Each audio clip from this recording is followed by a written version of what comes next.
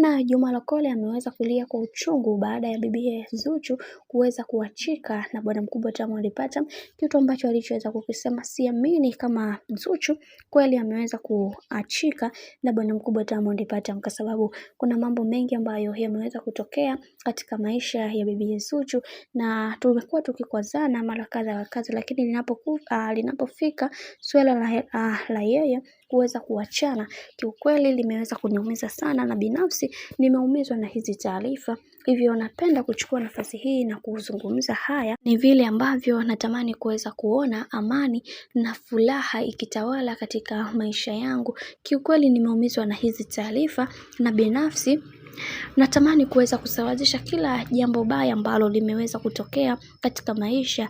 Binafsi naongea haya ili watu wengine waweze kunielewa zaidi.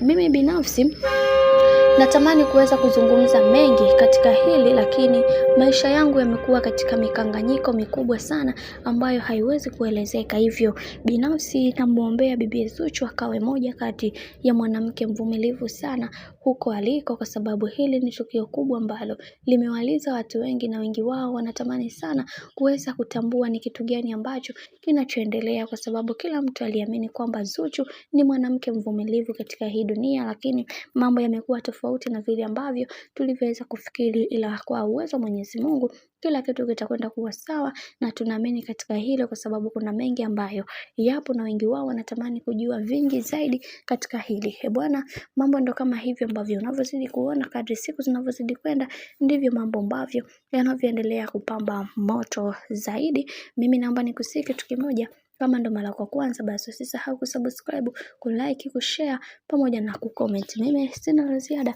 wacha nikutakia siku njema na kazi njema. Tukutane next time. Bye bye.